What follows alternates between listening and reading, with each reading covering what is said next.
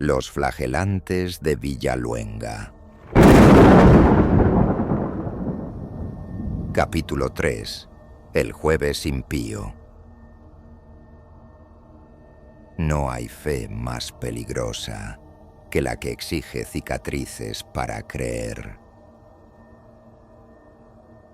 Y en Villaluenga la fe se escribe con carne abierta. Desperté con el sonido de una campana hueca, distinta a la del día anterior. Cada repique era más lento que el anterior, como si alguien la hiciera sonar desde el fondo de un pozo. Mi cuerpo dolía.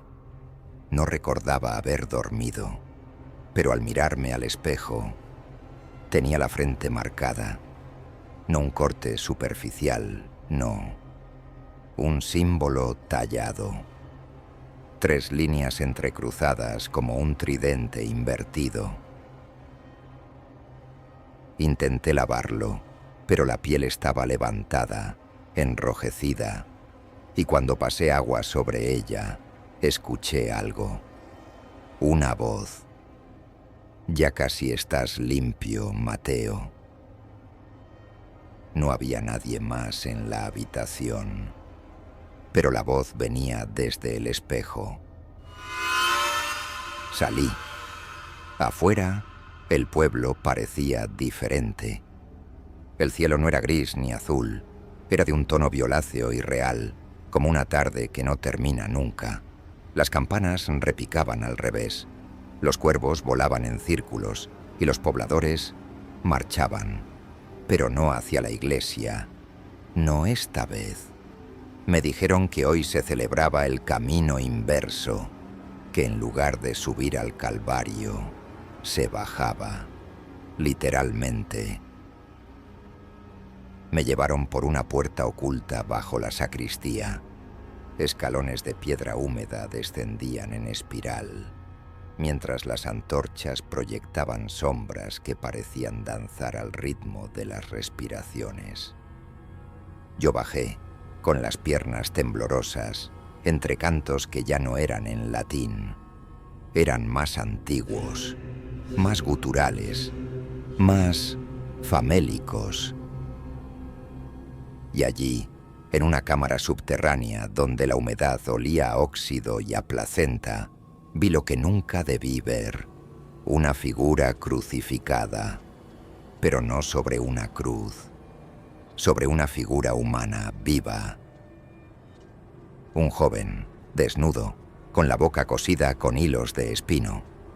Encima de él, atado con grapas a su cuerpo, otro hombre, más viejo, sin ojos, sin lengua, pero aún respirando. Las bocas no podían hablar, pero desde sus gargantas salía un murmullo agudo y sostenido, como si algo más cantara a través de ellos. Me empujaron al centro del círculo.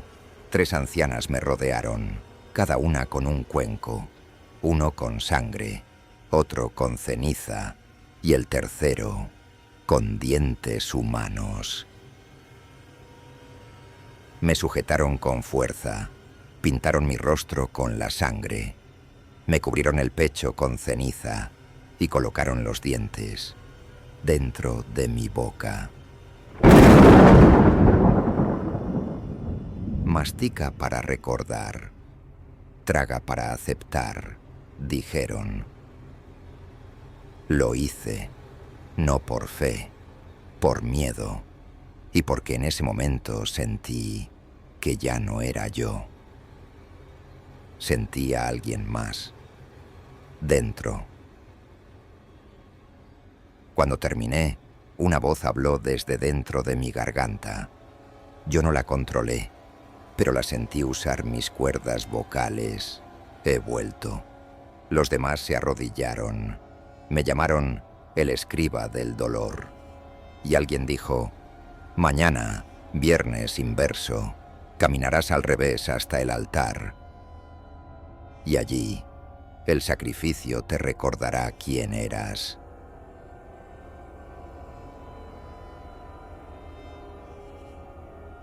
Capítulo 4. El viernes inverso.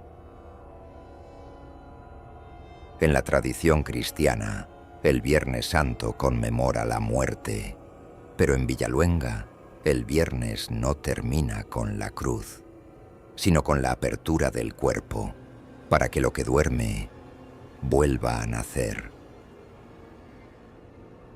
Amaneció sin sol. El cielo era como una sábana sucia suspendida sobre nuestras cabezas.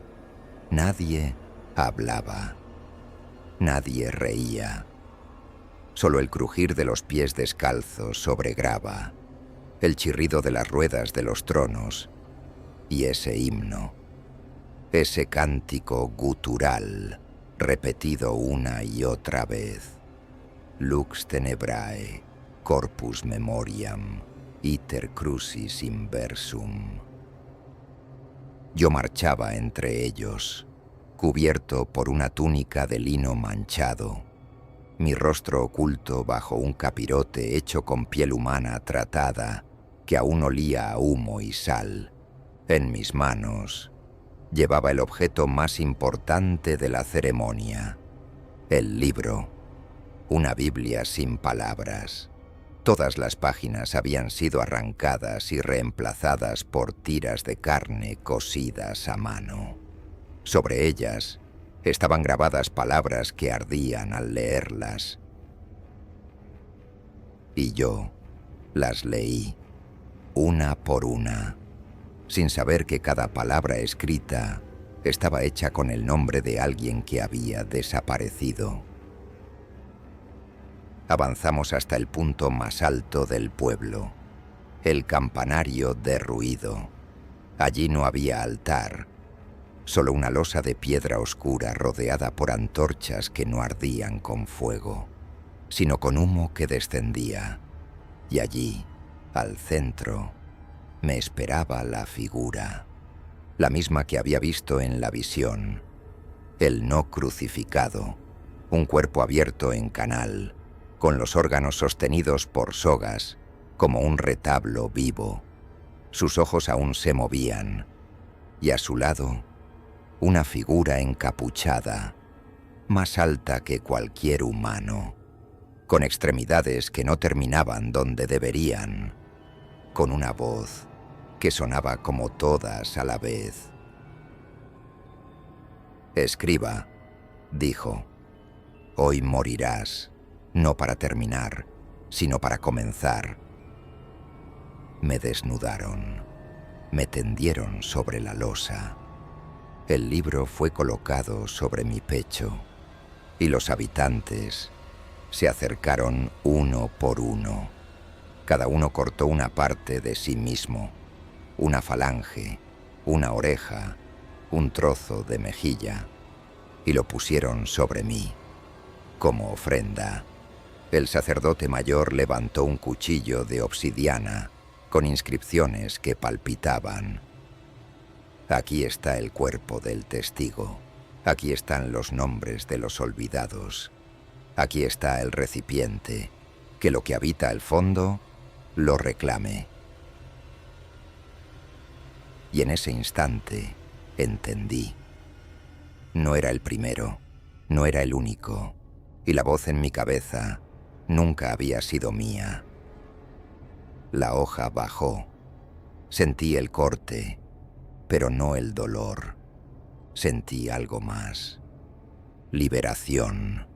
Como si por fin hubiera recordado algo que llevaba siglos olvidando. Las ofrendas comenzaron a temblar. Los cuerpos mutilados se alzaron. Las antorchas dejaron de humear y comenzaron a gritar. Sí, a gritar.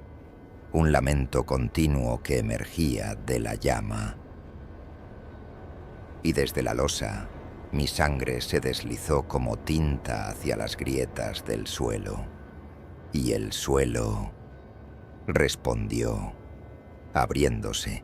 Un abismo negro, circular, cubierto de huesos, se tragó la losa entera y mi cuerpo con ella.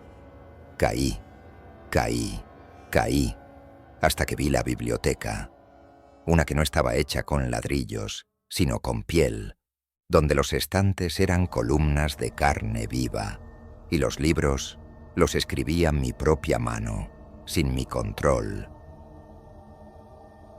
Esa fue mi resurrección, no como hombre, sino como archivo, como parte del testimonio eterno de Villaluenga.